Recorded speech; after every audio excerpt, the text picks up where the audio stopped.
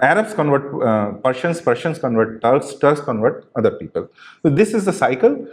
This is how they conquer a civilization, a people, community, use their vitality for a few hundred years, use them to convert others. By the time this community and the power that it has is spent, the concentrated power which that civilization was concentrating for thousands of years, by the time that power is spent, they manage to convert another community, another country, another people now, and then they ride that wave, and this is how it proceeds. One thing which we need to keep in mind, that if this strategy is not disrupted, then one thing which we have to keep in our mind is Islam needs to win only once, while non-Muslims have to keep winning forever.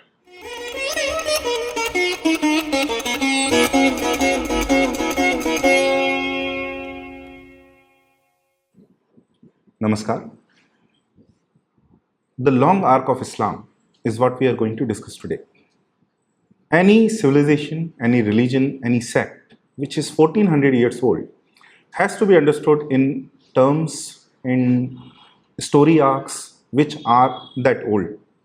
The lens of international relations or the contemporary policy will be insufficient to explain civilizational forces, cultural, religious forces which are so old.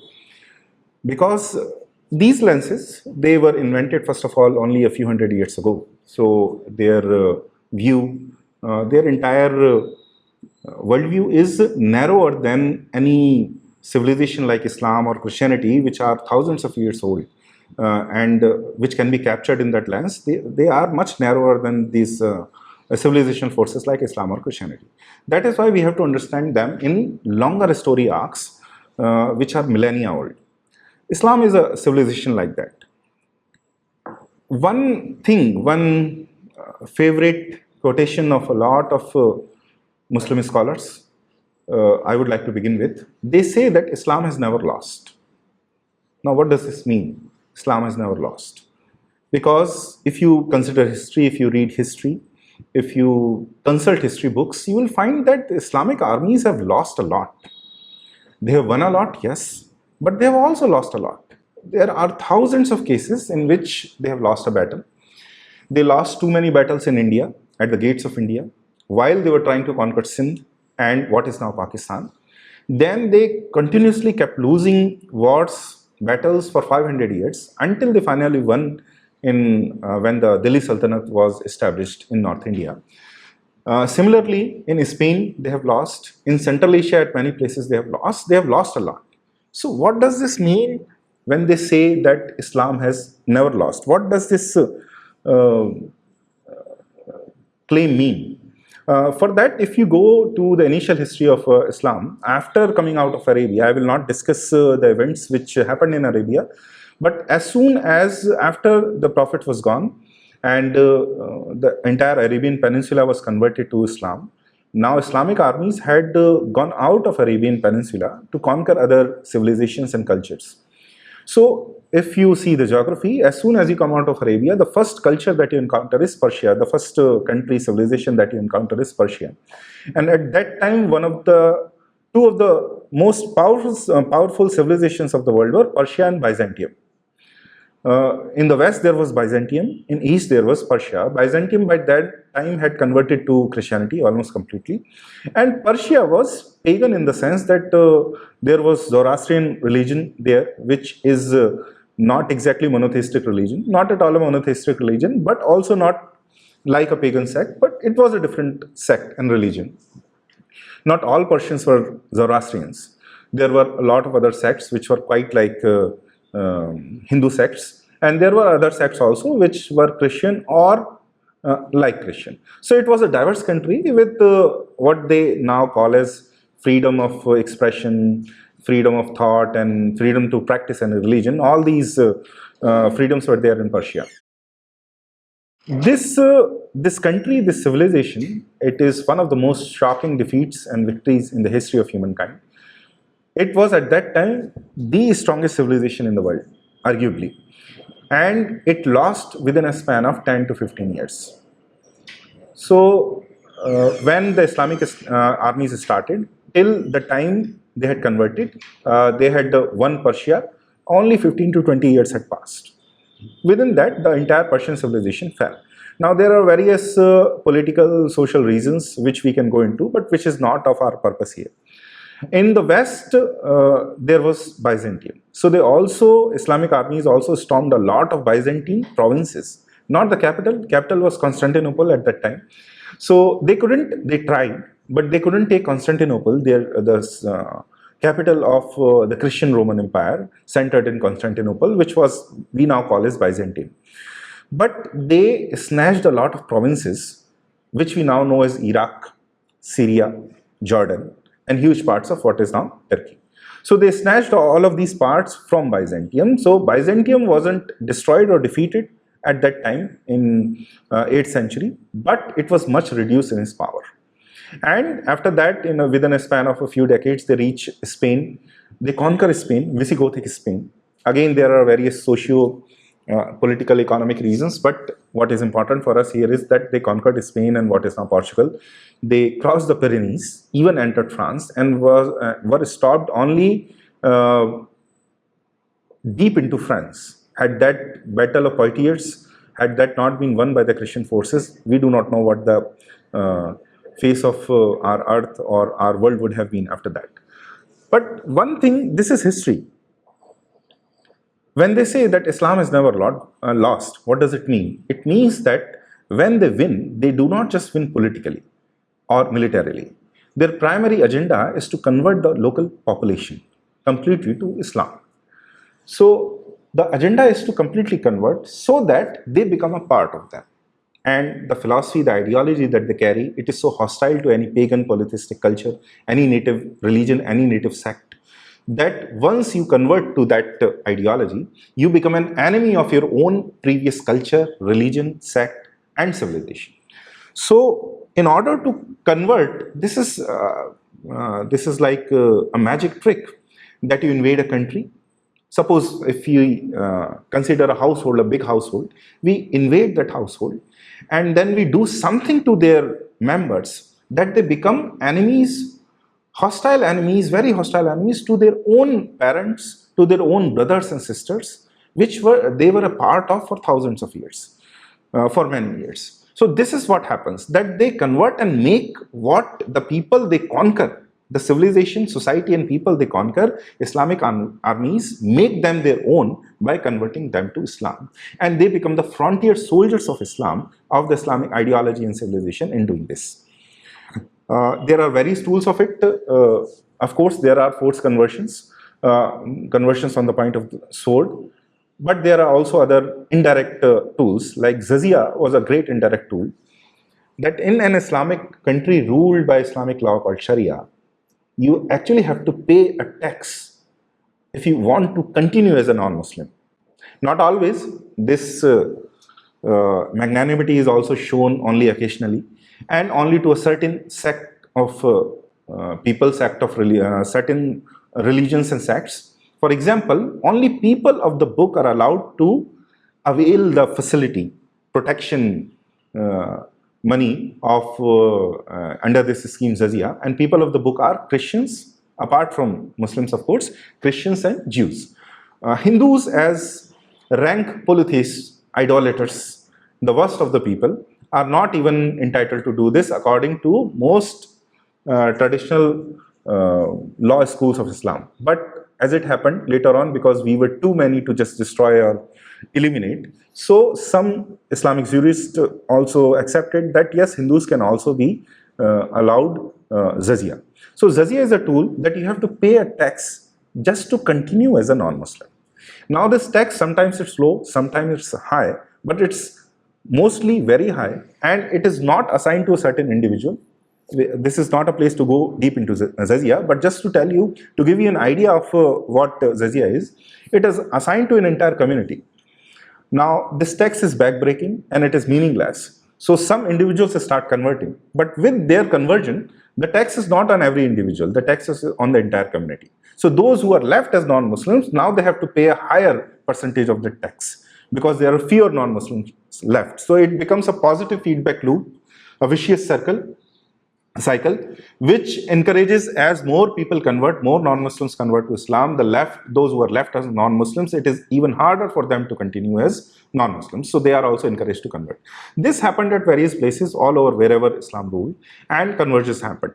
So this is a way that conversions do happen. Now we have understood this, that how they make the enemy their own. Now you could argue that it can also happen that these sects and other non-Muslim religions, they also convert these people, these followers, back to non-Muslim religions and sects when the rule of Islam is gone. Because the rule of Islam has disappeared time and again in history.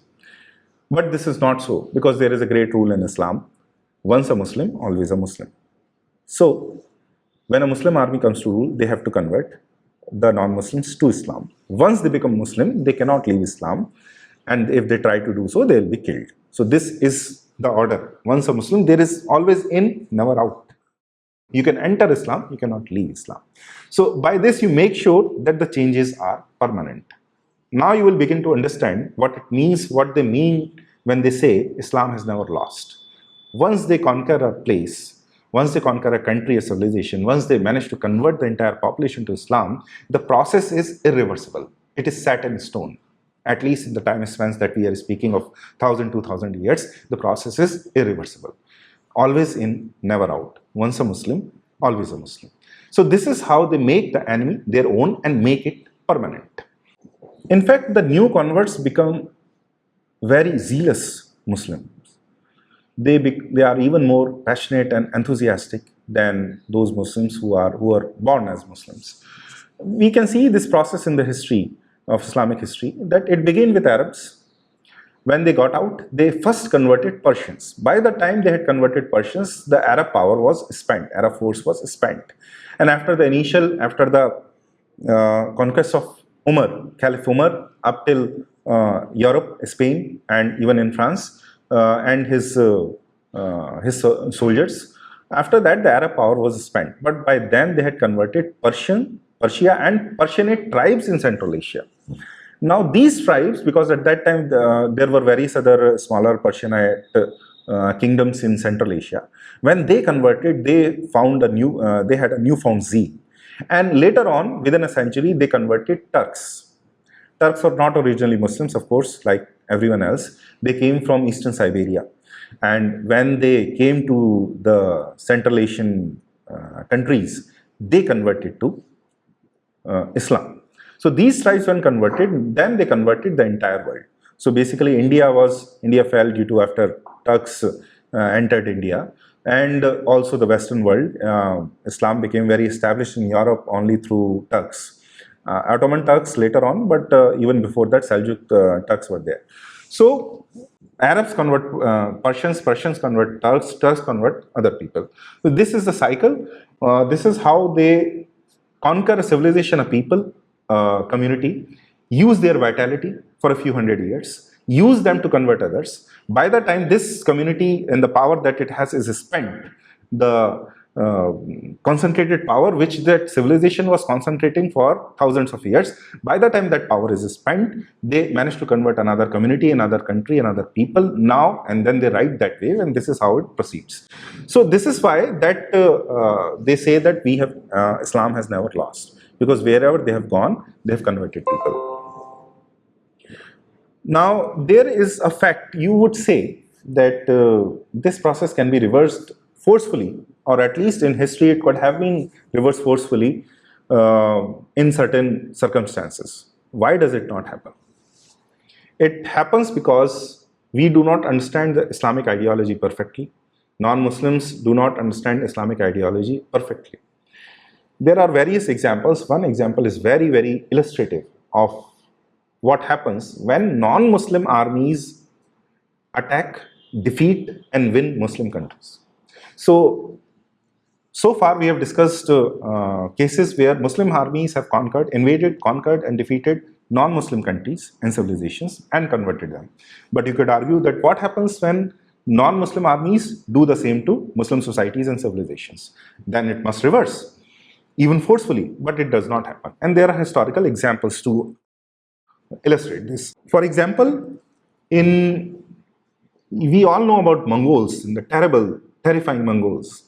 And the only power which has thoroughly beaten Islamic power in medieval ages, they were the Mongols. In 1258, when Hulagu Khan invaded Baghdad, the capital of Abbasid Caliphate, their the most premier city of Islam during that time, and arguably the most prosperous and most powerful Islamic culture ever created, was the Abbasid Caliphate in Baghdad.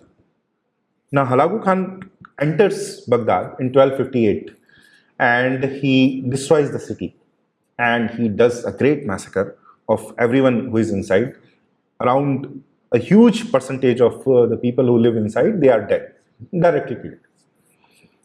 The Caliph is also killed, and it was the Mongol rule not to spill royal blood, so they roll him in carpets and make elephants go over them, and horses go over them. So that is how they kill. So they are brutal. They are very capable in warfare. They fight very well. They defeat Muslim armies. They even do brutal thing. They do massacres. But even then, Islam wins. How? Because Hulagu Khan is a pagan. Khan is, just to clarify things, Khan is not an Islamic title. It is a pagan title. It is a Turkish title, which was later adopted by Muslims and Islam. It is not originally an Arabic or a Muslim title. So Hulagu Khan was a pagan. He was a practicing polytheist. And when he conquers Baghdad and when he does the massacre, when he starts ruling the place, he doesn't bother whether his subjects are Muslims or non-Muslims, because he is a powerful monarch. He doesn't care about what the subjects are. And in that, he's tolerant. Despite being so brutal in the manner of religion, freedom of expression, freedom of religion, he is extremely tolerant. He doesn't care whether his subjects are Muslim or not. And he's content with letting them be Muslims, letting them practice their own faith without putting any hurdle to it. So, political Islam at this time it takes a back seat, but in society, in religion, the religion continues uninterrupted. Now, you could say this could also happen, but no dictator, no ruler goes on forever, and they lose their reign one day or another. What happens after Hulagu Khan or his reign is gone? The two generations which came after Hulagu Khan was Abaka Khan and Argun Khan. These two were Buddhists. Argun Khan was a deep and very devout Buddhist, very particular about his own religion and faith. But both of these, just like Hulagu Khan, never thought of converting the Muslim population of Baghdad or Iraq, at that time Mesopotamia, to Buddhism or to paganism. They let them be. They let them be free. And Hulagu, Abaka and Argun Khan faced an opportunity of 3 generations of rulers, faced an opportunity of getting people back from these Islamic countries. Now what happens after that? Argun Khan's son, Ghazan, when he becomes the ruler of the Mongol Empire in Baghdad, then the time of Islam really comes once again. Before that, Islamic society was biding its time, practicing Islam, practicing their religion very devoutly, waiting for a time when a weak ruler comes, or a ruler who is conducive to their idea when he comes. And by that time, slowly, gradually, they were converting the Mongol court. One after another of ministers, they were converting one after another to Islam. And the ministers would convert, they would think that, yes, of course, our subjects are Muslim, so they will be better governed if we become Muslim. And they are they think of Islam as another natural religion, another sect, and they start converting. By the time Ghazan comes to rule, a lot of their court has already been converted, because the Muslim scholars are very determinedly, even after the political power and military power is completely lost, they are very determinedly following the tenets of Islam, that you always have to convert non-Muslims to Islam. That is a good thing to do. That is a religious, a very holy thing to do, and that is what they keep doing. So they are converting the court of Mongols. When Ghazan Khan comes, he also converts to Islam. And once again, the Mongol rulers in Baghdad, in Persia, they become forever Muslims. So a pagan force, a pagan power, which came from Asia, which was capable of militarily, politically defeating Islam, even they converted to Islam. So what happens when a Muslim army conquers a non-Muslim country? They convert them to Islam. But what happens when a non-Muslim army defeats and conquers a Muslim country? The rulers convert to the religion of the subjects. And when a Muslim ruler attacks a non-Muslim country, the subject population converts to the religion of the ruler, which is always Islam. So once again, Islam always wins. Whether they are rulers or the ruled, they always win. Because when the non-Muslims come to rule, they think that we should let this be, we should not try to reconquer or treat them as another sect, which is a mistake, which is what happens when you let them be. So this is a history that Islam always wins. This is why they say that Islam has always won. One thing which we need to keep in mind, that if this strategy is not disrupted, then one thing which we have to keep in our mind is Islam needs to win only once, while non-Muslims have to keep winning forever. Consider this situation. They need to win only once, they convert the entire population or the ruler, and they become a part of Islam. But for non-Muslims, they need to keep defeating them every single year, every day, every century, in order to remain practicing non-Muslims. This is what we need to understand about Islamic ideology. Once we understand that, solutions will emerge. And that is what any country which wants to still practice freedom of expression, religion, and democratic thoughts and values, they have to understand this. Thank you.